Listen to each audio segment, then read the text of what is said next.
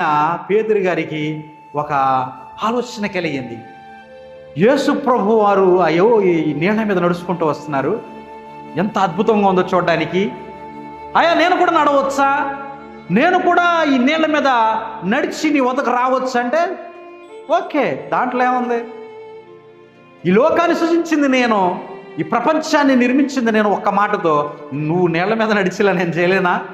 సరే రా అన్నాడు. ఆయన తన ప్రయాణాన్ని కొనసాగించాడు. ఎలాగా అంట, నీళ్ళలో నడుస్తూ యేసును చూస్తూ తను ఏం చేస్తున్నాడు, ముందుకు వెళుతూ ఉన్నాడు. యేసును చూస్తూ ముందుకు వెళుతూ ఉన్న సందర్భంలో ఆయన ఏం చేస్తాడు, మునిగిపోతున్నాడా? మునిగిపోలా. యేసును చూచినంత సేపు కూడా ఆయన నీళ్ళ మీద నడుస్తూ ఉన్నాడు. ఇక్కడ నీళ్లు మనం చూసినట్లే దేనికి సూచన అంటే లోకానికి సూచన. అంటే లోకంలో పడిపోకుండా, లోకంలో జారిపోకుండా, సులువుగా చిక్కులు పెట్టే పాపంలో వెళ్ళిపోకుండా ఆయన లోకాన్ని జయిస్తూ పేతురు ముందుకు సాగిపోతున్నాడు. ఎప్పుడు అంటే యేసును చూచినంతసేపు.